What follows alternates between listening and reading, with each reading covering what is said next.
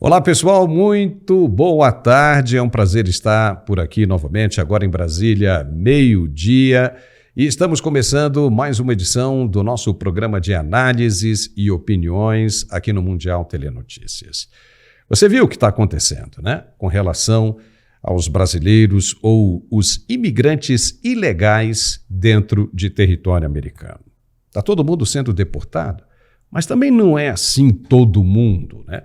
São aqueles imigrantes que dão problemas. Esses que dão problemas, obviamente, eles têm problemas. E são de várias nações, Colômbia, México, Venezuela e inclusive Brasil. O que acontece, e nós abordamos no programa desta segunda-feira, foi que 32 aviões cheios de brasileiros seguiram para Minas Gerais, por exemplo, durante a gestão Lula e gestão Joe Biden nos Estados Unidos, totalizando aí cerca de 3.660 brasileiros deportados. Ou seja, tem muito tempo que isso está acontecendo e no governo Biden, e ninguém nunca mencionou absolutamente nada. E agora, porque Donald Trump simplesmente jogou uma luz sobre esse problema e disse que iria reforçar a deportação de brasileiros problemáticos e ilegais nos Estados Unidos. Na verdade, ele nem falou brasileiros, falou imigrantes ilegais. É que a imprensa brasileira está dando notoriedade ao assunto. A imprensa brasileira e o próprio governo, que viu aí, quem sabe, uma cortina de fumaça para esconder as mazelas do governo ultimamente. Nós vamos conversar sobre isso. Vamos analisar profundamente com o nosso analista de geopolítica, Gerson Gomes, de lá, diretamente dos Estados Unidos. É daqui a pouco, mas antes nós vamos abrir um espaço para o nosso apoiador, que tem um produto muito legal para quem sofre de dores pelo corpo. Se liga aí, é bem rapidinho e a gente segue por aqui esperando por vocês. Até já. Olá, Paulo, que alegria estar aqui mais uma vez, junto dessa nossa grandíssima audiência, para falarmos desse produto que caiu na graça do povo, o Articular. Gente, entenda uma coisa, o remédio de farmácia, ele funciona como um anestésico, ele é um analgésico, ele vai tirar sua dor ali durante 2, 3 horas, o efeito da química começa a passar, a dor volta de novo. Por quê? Porque o problema, o que está causando a dor, o motivo, não está sendo tratado. A cartilagem que hoje não existe mais no teu joelho, na tua coluna, não está sendo recuperada. E é por isso que a dor ela não passa. Se você não tratar o problema que ocasiona a dor, você fica preso no sistema farmacêutico. E é por isso que o Articular, gente, ele dá esse resultado. É por isso que o Articular hoje, ele acaba com o sofrimento do povo. Porque ele é um produto que foi criado exatamente para acabar com o problema, com o motivo que causa a sua dor. Resolver o problema, a dor desaparece. É simples assim. Você não vai precisar ficar tomando pro resto da vida. Ele é um tratamento que vai botar um ponto final naquela dor intensa do joelho, daquela dor na coluna, naquela dor no quadril. Porque dentro da cápsula desse produto tem o mesmo ácido hialurônico. O mesmo ácido hialurônico que foi usado no meu joelho, eu mandei colocar dentro da cápsula. Só que não tem só o ácido hialurônico. Ele tem condroitina, magnésio, cúrcuma, vitamina D, cartilagem C2 e o principal de tudo, que é o ácido hialurônico. Então essa fórmula é uma fórmula que foi muito tempo estudada, testada em diversos organismos e eu falo pra você, nós somos o melhor produto ortopédico do Brasil, segundo a Anvisa e Ministério da Saúde. Por quê? Esse produto ele alcança a maior pontuação de resultado em pouco tempo. É o produto que tem o melhor resultado com menos tempo. E é o que eu costumo dizer. Quem tem dor tem pressa, quem tem dor não quer esperar. E se você também não quer esperar e tratar, colocar um ponto final nessa artrite, nessa artrose, nessa bursite, tendinite, fibromialgia, você que não aguenta mais gastar dinheiro com medicação, então ligue e peça o seu Articular aqui, 0800 591 4391, 0800 591 4391. E para quem ligar hoje, vou mandar de presente, começando pelo Ora Pronobis, é o queridinho do povo, todo mundo adora Ora Pronobis. É ótimo para quem tem diabetes, pressão alta, colesterol, problemas intestinais. Você também que tem problema circulatório, ele é ótimo, gente. É Santa Planta, né? Conhecido como Santa Planta. Ora Pronobis concentrado, é o Gold esse aqui, tá? E ainda recebe também 2 pomadas massageadoras. Gente, são pomadas de fabricação própria, tá? Pomada Ice, que é aquela pomada que você vai usar na manhã, e a pomada Hot, que é a que esquenta, que você passa de noite. Essa que esquenta de noite, gente, é maravilhosa. Ela tem ácido hialurônico dentro da pomada. Gente, é resultado garantido. pode ter certeza que você vai mudar de vida. E além dessas pomadas, você ainda recebe 2 aparelhos de massagem. O primeiro é aquele tapete que você coloca os pés em cima dele, ele faz 16 tipos de massagem, melhorando a circulação. Quem tem varizes é ótimo. E também recebe o aparelho de massagem, aquele que coloca nas mãos, a pistola massageadora, gente, é maravilhoso, para fazer massagem localizada. Tudo isso recebe na porta de casa. E o pagamento só pro finalzinho do ano. Pagamento pro finalzinho do ano, então aproveita e liga. 0800 591 4391. 0800 591 4391, Paulo. Muito bem, já estamos de volta com o nosso programa aqui no meio do dia, no Mundial Telenotícias. É sempre legal estar aqui, bem descontraído, para a gente falar sobre os assuntos em destaque no Brasil e no resto do mundo. O presidente americano começou a deportar, na verdade nem foi ele, né? Foi do governo, são processos do governo Joe Biden, mas os aviões ficaram lotados de imigrantes ilegais que seguiram para os seus países de origem. Na Colômbia, o presidente colombiano disse que não aceitaria os colombianos daquele jeito, ou seja, algemados e acorrentados dentro dos aviões. Assim mesmo, no Brasil aconteceu, ou seja, as autoridades brasileiras começaram a contestar esse tipo de comportamento, sendo que isso já aconteceu e já vinha acontecendo há vários anos. É um procedimento normal, ele é rotineiro no governo americano, é a lei de lá. E os caras vêm algemados, vêm acorrentados, justamente para que eles não possam provocar uma rebelião dentro do avião. Imagine, você está tirando uma pessoa que apostou numa vida melhor num país estrangeiro, está dentro do avião. Se de repente os caras decidem por uma rebelião ali dentro, cai todo mundo ou sequestram o avião e fazem com que ele aterrisse em um outro país. Como é que fica? Para a gente discutir essa questão, nós vamos conversar agora com o nosso analista de geopolítica diretamente dos Estados Unidos, Coronel Gerson Gomes. Olá, Gerson, como é que você está? Tudo bem?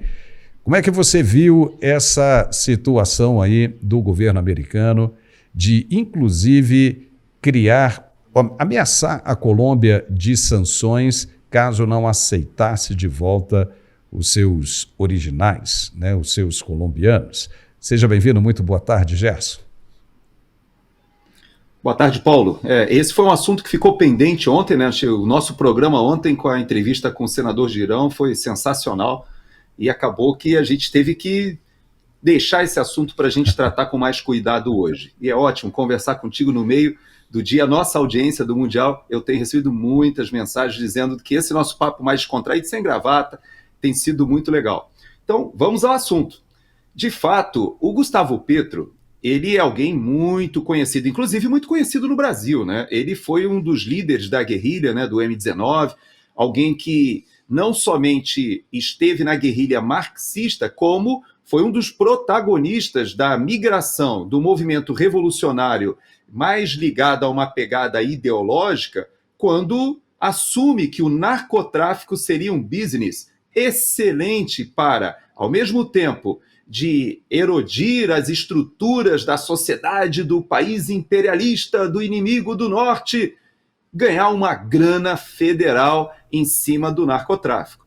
Ele, inclusive, como presidente, teve a ousadia de, da tribuna das Nações Unidas, defender que o povo americano deveria consumir cocaína em vez de ficar se matando com essas drogas mais pesadas agora que estão aparecendo sintéticas, aí, opioides sintéticos. E ele, inclusive, defendeu o comércio da cocaína. Então você veja que é alguém, figurinha já manjada, já marcada aqui nos Estados Unidos. O filho dele, inclusive, esteve envolvido com o narcotráfico recentemente, foi alvo de operação aqui nos Estados Unidos. Então nós estamos falando, Paulo, de um presidente que evoca a questão dos direitos humanos, mas ele sabe muito bem que esses que estão sendo deportados agora estavam presos. Não há ninguém, Paulo, nem dos que foram para o Brasil, tampouco dos que foram agora nesse voo da Colômbia ou de outros países, que está sendo deportado por ordem de Donald Trump na sua nova gestão de política interna em relação à imigração ilegal. Não, Todos esses que estão entrando nas aeronaves estavam respondendo a processos judiciais, já estavam condenados à deportação e cumprem um cronograma. E por isso que você citou esse monte de aeronaves, monte de voos que aconteceram durante o governo Lula, durante o governo Biden. Agora há uma certa um aproveitamento, né, dessa janela que se abriu agora quando o Trump assume, para tentar jogar esse assunto como se fosse algo já da sua administração. Não é. Posso te garantir, inclusive, que eu vi a história de alguns brasileiros que também foram deportados, todos estavam condenados em algum crime. E não há nenhum dos que foram deportados para a Colômbia também que já não estivesse ligado a vários crimes, inclusive alguns crimes dentro da Colômbia. Então você veja que há uma hipocrisia geral, né, Paulo, em relação a esse assunto. Não, bastante, né?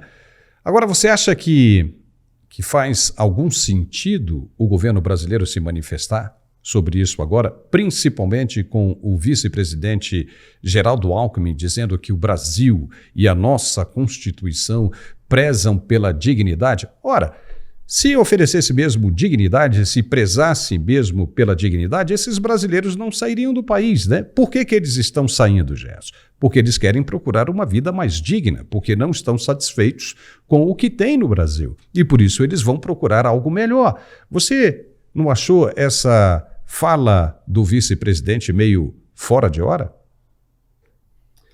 Olha, o Geraldo Alckmin, ele, na verdade, ele está sendo uma grande decepção para alguns, mas para nós, da maioria da população brasileira, dos eleitores do Brasil, está sendo muito bom para a gente entender o que aconteceu em 2018, as posturas do Geraldo Alckmin agora. E eu explico.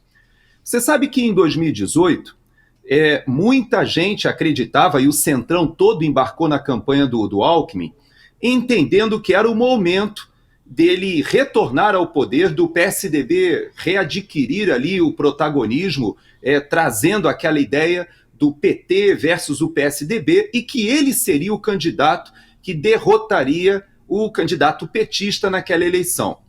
Quando o Bolsonaro surge e ganha tração, e acaba utilizando o PSL, um partido pequeno ali do Bivar, apenas como quase que uma legenda de aluguel para concorrer, ninguém acreditava que o Bolsonaro, inclusive nem o Bivar do PSL acreditava. Ele deu a legenda ali para tentar vencer a cláusula de barreira. Ninguém acreditava que Bolsonaro seria eleito.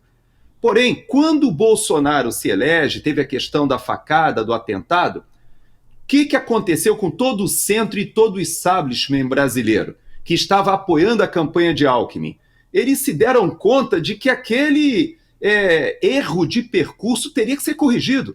Então todos se uniram para retirar o Bolsonaro o mais rápido possível, porque os esquemas, Paulo, de corrupção no Brasil, eles são poderosíssimos. Aquilo que a Lava Jato mostrou é só a ponta do iceberg.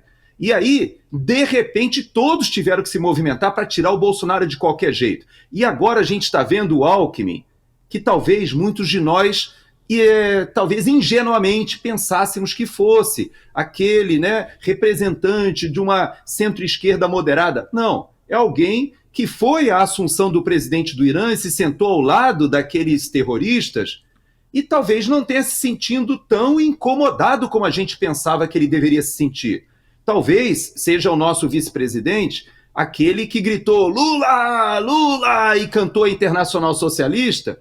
Talvez ele não estivesse tão desconfortável assim. Por quê? Porque o establishment, o sistema, ou esse grupo que está incrustado no poder do Brasil, ele ficou extremamente incomodado quando Bolsonaro assume o poder. Tinham que retirá-lo. A mesma coisa, guardadas as proporções, Paulo, acontece aqui nos Estados Unidos. Esta semana está sendo a semana mais impactante da política interna aqui, porque nós temos 3 nomes para serem aprovados. Nós temos o Patel para o FBI, temos a Tulsi Gabbard para a área de inteligência e temos o Robert Kennedy Jr. para a área de saúde. Os 3 estão sendo rejeitados pelo establishment. Os 3 estão sendo ditos o seguinte: não passará a nomeação deles. E você sabe que o secretário de Defesa, que nós até tratamos dele há uns programas passados aqui, ele só passou Eu não vi isso sendo falado no mainstream jornalístico brasileiro. Ele só passou com o voto de Minerva do vice-presidente, do J.D. Vance. Ele teve 50 votos. Veja bem, o Partido Republicano tem 53. E ele só passou porque contou com o voto de Minerva, ou seja, o vice-presidente teve que ir lá e votar. Para você ver que não está fácil. Esse establishment que no Brasil se organizou, e quando você fala do Alckmin, hoje o Alckmin ele representa o que, para mim, quando eu olho aqui os Estados Unidos, alguém que está extremamente conectada a esse grupo mafioso, que ele mesmo acusou lá atrás que se retornasse ao poder seria a quadrilha retornando ao local do crime e ele adere à quadrilha. Então, hoje o Brasil, Paulo, vive uma situação dramática.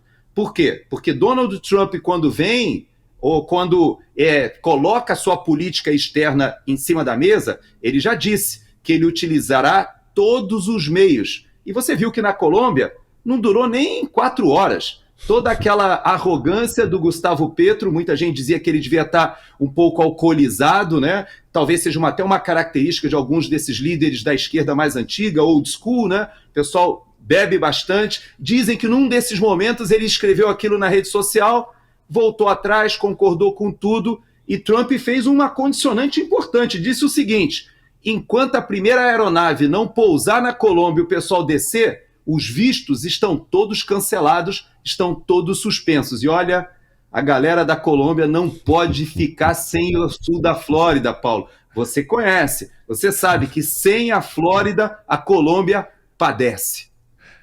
Isso é uma grande verdade, né? A Colômbia padece e uma boa parte do Brasil também. E o Trump acabou usando uma ferramenta que a justiça brasileira adora usar, né? Que é o bolso. Começou a taxar, disse que iria sobretaxar em 25% e que poderia chegar a 50% em uma semana.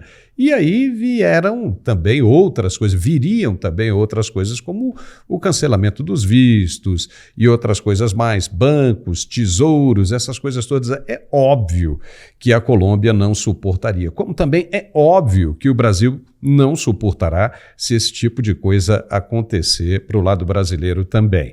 E aí o que acontece? A gente começa a ver uma manifestação, uma movimentação da esquerda latino-americana para contra-atacar as ações de Donald Trump em relação às deportações. Você vê o México, você vê aí a Colômbia, já juntando o Brasil. Você acha que vai prosperar esse movimento da esquerda latino-americana, Gerson, com relação à política de Donald Trump de imigração? Pois é, você sabe que existem, na verdade, 2 grupos muito importantes incomodados com a eleição do Donald Trump. O primeiro grupo, e o mais importante, o mais relevante, não é o grupo dessa esquerda representada ali pelo grupo de Cuba, Venezuela, os grupos guerrilheiros aí ligados ao narcotráfico da Colômbia, até mesmo os grupos de narcotráfico do Peru, da Bolívia, ali da América Central, né? Nós vimos hoje a presidente de Honduras, né, que atualmente ela é a presidente da CELAC, né, da Comunidade dos Estados ali da América Latina e Caribe, ela convocando uma reunião emergencial para tratar desse assunto aí, dessa política externa agora em relação aos imigrantes. E, inclusive, veja que coisa, o próximo presidente rotativo é justamente o Gustavo Petro, que vai assumir. Então, a Xiomara, né, que eu vou até pegar o nome dela aqui direito para eu falar direito, é Iris Xiomara Castro de Zelaya. Ela hoje fez uma convocação dizendo, inclusive, que também está muito incomodada com essa política de repatriação de criminosos, porque, na verdade, nessas primeiras ondas, a ordem executiva do Trump mandou priorizar quem? Os imigrantes indocumentados, ilegais, que estão aqui nos Estados Unidos cometendo crimes. Então, essas primeiras ondas serão justamente daqueles que já estão ou presos ou respondendo por crimes, e eles, inclusive, deram uma certa prioridade aos crimes mais graves. Então, nós não estamos falando de pessoas, cidadãos que estão sendo vilipendiados em seus direitos, estamos falando de criminosos aqui nos Estados Unidos, não somente pelo crime de imigrar ilegalmente, mas pior do que isso, são crimes que são ligados ao narcotráfico, até ao sistema financeiro, alguns à questão sexual, outros até mesmo ao tráfico humano. Esses estão sendo deportados. E você sabe uma notícia de bastidor, Paulo? Houve um contato de Washington, da Casa Branca, com o presidente de El Salvador, falando sobre essa expertise que ele tem desses grandes presídios, etc., e ameaçando que se algum país aqui da América Latina, América Central, se negar a receber os criminosos que estão sendo condenados aqui e deportados, eles seriam enviados por uma espécie de prisão que seria alugada ou talvez alguma coisa nesse sentido de um setor privado investindo ali para manter esse pessoal até que o seu país resolvesse receber. Então a coisa é séria, Paulo. O presidente Trump ele já está determinado e quis dar um recado com a Colômbia. É claro que aqui, você sabe, né, eu estava tomando aqui o meu cafezinho, o café colombiano ele tem todo um marketing, né? Na Europa, por exemplo, quem sabe, conhece o assunto, sabe que a Alemanha é o maior exportador de café para toda a Europa e não planta um pezinho de café, né? E, na verdade, eles importam da Colômbia, do Brasil, colocam ali nas cápsulas de Nespresso, ganham uma grana imensa ali com os cafés processados na Europa, mas o americano começou a se questionar, peraí, mas se bota 25%, bota 50%, será que o café não vai subir? E a banana, né? Porque são os dois produtos que o pessoal aqui lembra logo, é o café e a banana da Colômbia. Mas, veja só, o Equador já começou a dar risada, que é o maior exportador de banana da região e tem um presidente de direita ali, né? Então, já começou o pessoal a ficar feliz. Os próprios produtores brasileiros de café, opa, com isso será que o preço sobe? A gente já começa a se beneficiar? Produtores da África. Na verdade, Paulo, o que o presidente Trump está fazendo é mostrando o seguinte, a Colômbia ela depende quase 30% da sua pauta de exportação dos Estados Unidos. Isso para os Estados Unidos é traço, é 0, qualquer coisa por cento na balança comercial. Ele joga com esse poder econômico e, obviamente, com o poder político. E são países que não têm estatura geopolítica para enfrentar. Talvez se unindo, como você falou, talvez esses grupos da América Latina e até da União Europeia que agora tentam resistir, mas eu vou dizer uma coisa para você. O discurso do Milei lá em Davos, o discurso do Trump, o discurso da Meloni e a postura de vários chefes de Estado agora já na região da América Latina e Caribe mostram que tem muita gente querendo surfar a onda Trump em vez de tentar resistir. Vamos ver o que vai dar, né, Paulo? Eu acredito que estejam aí querendo criar pressão. Pressão é aquilo que a gente já falou aqui em outras situações, é o jus esperneandi, né? Ou seja, está todo mundo aí se debruçando, se debatendo, tentando reverter aquilo que não esperavam que acontecesse, ou pelo menos esperavam, mas não acreditavam, e agora estão vendo que a coisa está acontecendo. Ou seja, inclusive isso é muito bom para algumas autoridades brasileiras que estão vendo que ele cumpre aquilo que ele promete e que ele tem armas para se fazer ouvido, não é? Vamos lá, ele tem pressão econômica que podem sim causar, né, uma resposta muito rápida, né, em benefício daquilo que ele está querendo impor. Haja vista o que aconteceu na Colômbia, né? Em 4 horas o Gustavo Petro voltou atrás. Então, quer dizer, realmente é uma coisa que deve ser observada. Agora, ainda continuando com a situação dos deportados, Gerson, você não acha que está havendo até um exagero por parte das pessoas que voltaram, porque aí a imprensa vai lá e trataram vocês bem, e os caras dizem, não, foi horrível e tudo mais. Nós sabemos que é difícil demais a vida de um imigrante ilegal, desde o momento da decisão que é tomada ainda no Brasil até a conclusão, ou seja, pisar em território americano. Mas é muito difícil mesmo, é difícil passar pelos coiotes, né? Você tem todo aquele trâmite, né, de compromisso financeiro com os coiotes que podem inclusive colocar a vida de sua família, a integridade física da sua família em risco. Então, veja bem, você voltar para casa ali acorrentado, né, ou seja, com a corrente na cintura e algemado, não chega nem perto das dificuldades que esses deportados enfrentam em todo o processo de ida para o país. Então você não acha que está havendo um exagero danado e fora de hora? Mais do que exagero, eu creio que é uma instrumentalização, má fé mesmo, porque o pessoal sabe a verdade, né, Paulo? Nós aqui nos Estados Unidos, nós temos hoje a terceira maior comunidade de imigrantes em números absolutos. Nós só perdemos para os mexicanos e para os chineses. Então, hoje, aqui, fala-se de 2, 3 milhões, mas eu ouso afirmar que esse número é bem maior. Só que o Brasil, não figura entre os países, veja só, embora nós tenhamos uma quantidade gigantesca de brasileiros aqui, nós não estamos arrolados nem entre os 10 países com a maior quantidade de imigrantes ilegais. Isso significa o seguinte, que essa população de brasileiros que está aqui, ela veio legalmente. Agora, é claro que o presidente Trump, que é casado com uma imigrante, ele sabe, o próprio vice-presidente é casado com uma indiana, ele é casado com uma indiana. E todos aqui sabemos que os imigrantes são importantíssimos para a de ciência e tecnologia, o Vale do Silício, se não tiver o pessoal imigrante lá vindo da Índia, Paquistão. Você sabe que o meu irmão trabalha numa indústria de semicondutores, que ela teve, eu creio que ela ainda é de propriedade de Israel, mas ele já teve um diretor iraniano e um gerente que era iraquiano na época da guerra. Por quê? Porque são as maiores mentes que eles trazem para os Estados Unidos.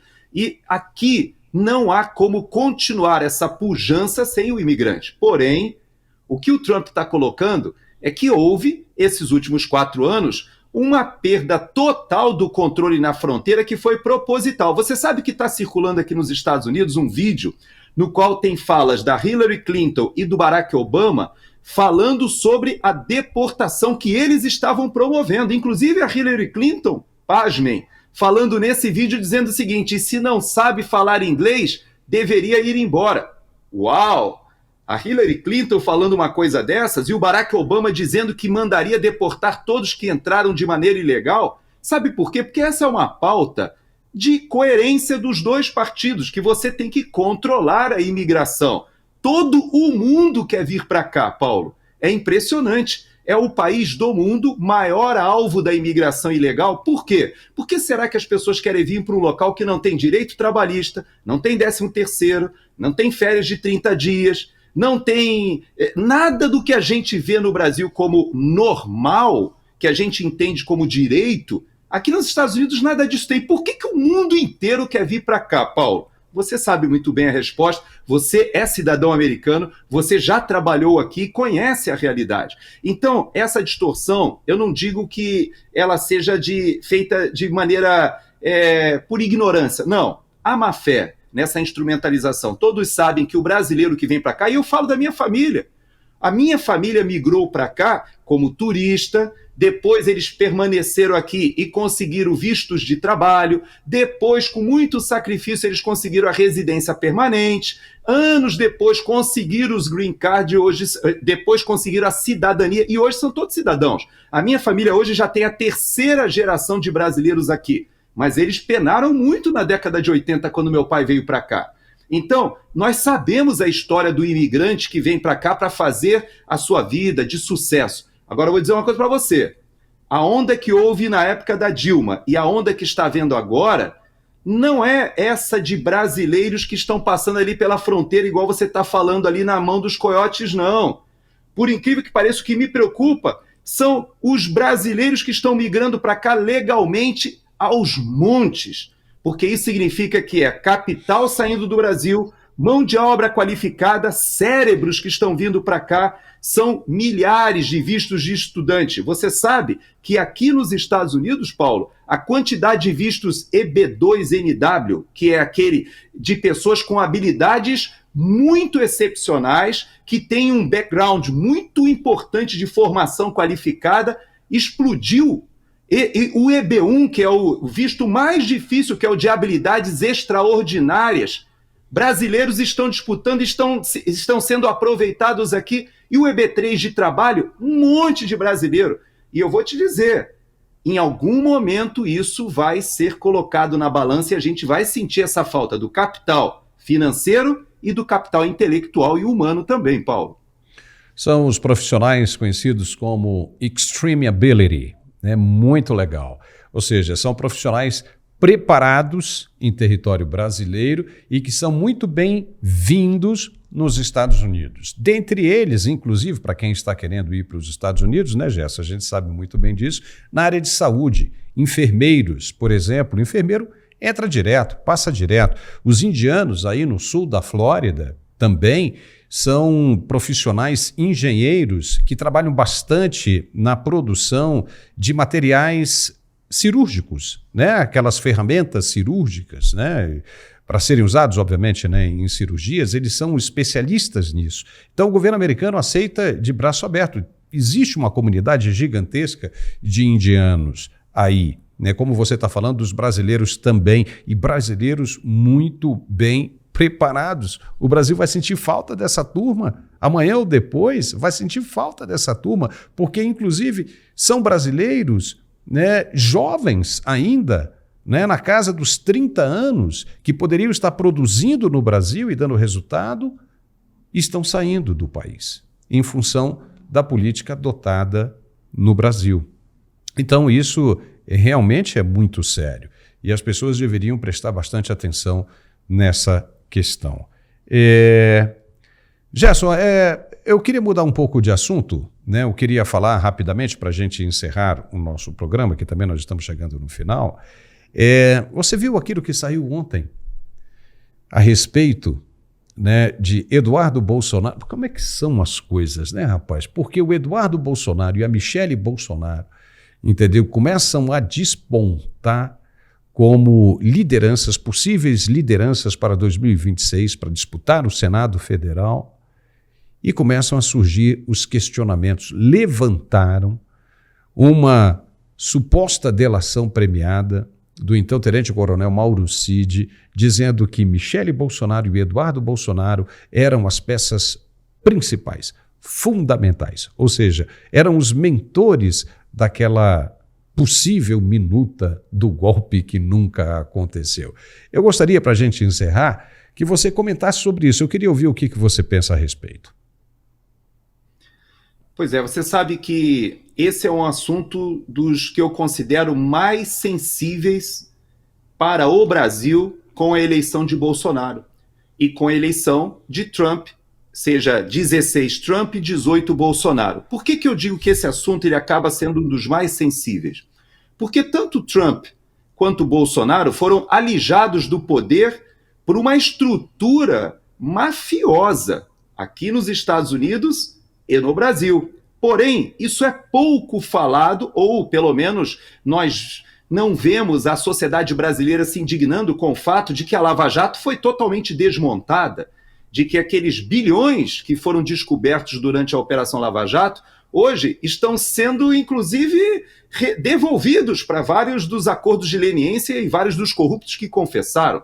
Mas aqui nos Estados Unidos, Paulo, quando a gente vê a situação hoje, que a gente tem a aprovação do novo líder do FBI, que está sendo proposto pelo Trump, tem muita gente que diz que ele não vai passar, porque ele escreveu um livro falando sobre os gangsters no governo, denunciando o uso da justiça para a perseguição política. E quando você fala do Eduardo e da Michele, esta semana, Paulo, estão sendo descobertos agora, foi aberta uma investigação sobre o 6 de janeiro. Essa investigação sobre o 6 de janeiro já começou a avançar e chegou em vários policiais federais, ou seja, seria a nossa Polícia Federal, essa que está na mão do Alexandre de Moraes, aqui também fez de diversas perversidades, perseguições, e que quando a gente lê os relatos, Paulo, parece até um copiar e colar.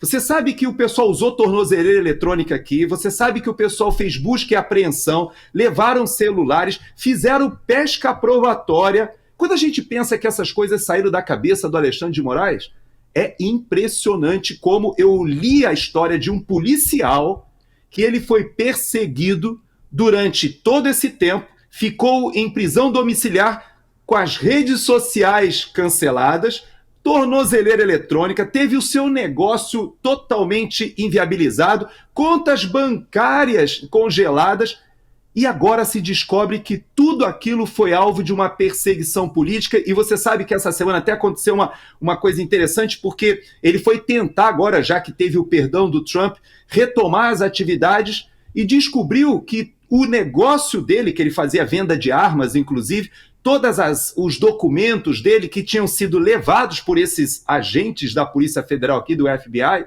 na verdade, eles nem sequer foram colocados nos autos. Eles foram apreendidos de maneira ilegal. E aí, essa semana, apareceu uma caixa na porta dele com todos esses files que alguém devolveu com medo de que o Patel seja aprovado e vá atrás dos responsáveis. Eu vou te dizer uma coisa, Paulo.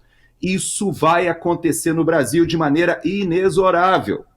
Quer o ministro Alexandre de Moraes ou quer o Flávio Dino, que hoje é ministro da Suprema Corte, mas era ministro da Justiça.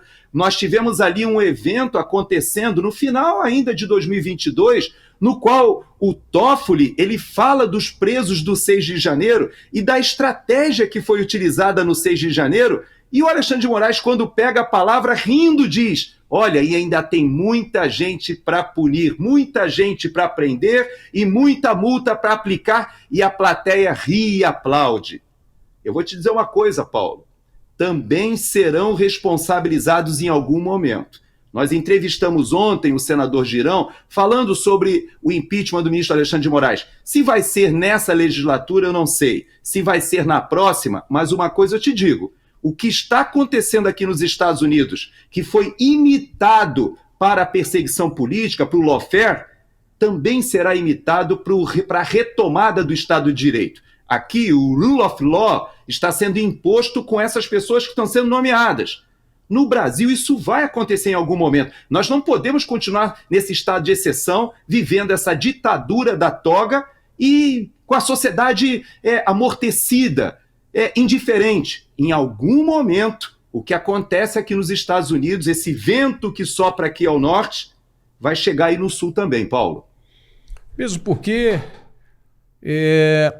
o cerco está se fechando, né, Gerson? E os atores estão ficando isolados. Muitos estão apostando em Nicolás Maduro. O presidente brasileiro já admite manter, né, um bom relacionamento com a Colômbia. A Venezuela. A Venezuela, que já a dívida com o Brasil já chega a 10 bilhões de reais. É um governo ilegítimo, um governo que se consagrou com base em fraudes, e mesmo assim o governo brasileiro está tentando se aproximar, quer manter bons relacionamentos com o governo venezuelano. Obviamente que isso não vai dar certo, vai chegar um momento que Nicolás Maduro vai ter que deixar o governo, e o que vai respingar no governo brasileiro depois disso? Então, realmente é uma coisa que deve se prestar bastante atenção. Ou seja, o governo brasileiro, né, sendo acuado, e só vê uma única saída, que é se juntar ao governo venezuelano. Está na cara que isso não vai dar certo, né? Sua conclusão, Gerson. Pois é, você toca num ponto que remete à questão do BRICS, remete à questão do Sul Global, e que parece que Lula vai ficando sem opção. Porque, veja, Lula não era mantido no poder, por incrível que pareça, pela esquerda ideológica marxista. Você veja que aí no Brasil, partidos mais ideológicos, até como o Partido da Causa Operária, eles denunciavam que, na verdade, o governo Lula era um governo que estava refém do governo Biden, refém dos metacapitalistas, refém do globalismo. Aquela old school do PT lá do passado, aquilo não existe mais. Eu já contei para você aqui e para a nossa audiência que eu tenho amigos de infância com quem eu encontrei anos à frente que eram dirigentes sindicais, advogados, e que me diziam: Gerson, não tem mais ninguém no grupo do PT que nós estamos ligados que está ali por ideologia. É todo mundo fazendo por grana. E é uma organização criminosa, ninguém mais tem ideologia. E olha, isso que estamos vivendo hoje no Brasil, em algum momento isso não vai se sustentar. Quando você coloca que Lula agora começa a buscar apoio da China, começa a evocar o BRICS, começa a dizer que não, então nós temos que resistir ao imperialismo. Vai à Europa tentando buscar apoio ali nos líderes europeus que estão incomodados com esse Donald Trump que chega. Só que a gente esquece que a direita ganhou na Suécia, começa a reagir na Polônia, na Hungria, nós já sabemos, na Itália também, a própria França. Quem ganhou o primeiro turno foi a direita. O que nós vamos ver na Inglaterra? Será que esse líder do Partido Trabalhista agora, que é um cara radical de esquerda, vai se sustentar? O que a gente está vendo acontecer na América Latina? Será que o Milei, que hoje assumiu o protagonismo, que é uma vergonha para o Brasil, pelo tamanho do Brasil, pela pujança da nossa economia, a gente saber que hoje o principal líder é reconhecido no mundo, que vai pessoalmente a Davos e discursa? E eu te pergunto, o Lula foi a Davos e foi recebido como um estadista? Não. Sabe quem foi lá? Foi o Barroso, o Gilmar Mendes, ou seja, o Supremo Tribunal Federal vai a Davos falar sobre política internacional, sobre pautas ambientais, sobre apoio até à censura, ao controle das redes sociais. Então você vê que essa inversão do Brasil, ela é insustentável, Paulo. Não adianta o Lula tentar ir para o colo do Xi Jinping, até porque me parece que o Trump também já está em acordo com a Rússia, ele achará alguma solução ali para a guerra da Ucrânia, e o Putin não vai sustentar militarmente o Maduro, como você mencionou aí como aliado do Norte. Da mesma forma, a China tem uma codependência tão grande com os Estados Unidos que eu acho difícil essa ideia dela resolver comprar a briga. Agora, uma coisa eu te garanto, a China olha para o Brasil e diz assim, uau, está tudo muito barato lá para a gente comprar. Vamos às compras. Então, nós, brasileiros, é que temos que ter cuidado para que a gente, nesse momento de crise, a gente não acabe perdendo a soberania, não por medo dos Estados Unidos, mas por cair no colo da China e do Xi Jinping, Paulo. Você está corretíssimo, Gerson, corretíssimo. Olha, chegamos ao final desse programa aqui no meio do dia. Gerson, é sempre brilhante bater um papo com você, bem descontraído, assim, é muito legal mesmo. E até a próxima, né? Vamos ver se durante essa semana aí, se pintar alguma coisa também bem interessante aí, eu te chamo aí no meio do dia para a gente comentar também. Um grande abraço e até a próxima, irmão. Até. Se nada acontecer, sexta-feira, se Deus quiser, eu estou de volta. Um abraço. Amém. Um abraço. Tchau. E nós ficamos por aqui com esse programa. Se você gostou, eu peço que se inscreva em nosso canal se ainda não for inscrito. E lembrando que logo mais às 17h45 nós estamos de volta com outra edição do Mundial Telenotícias, mais completa. Fique ligado. Um forte abraço, obrigado e até lá.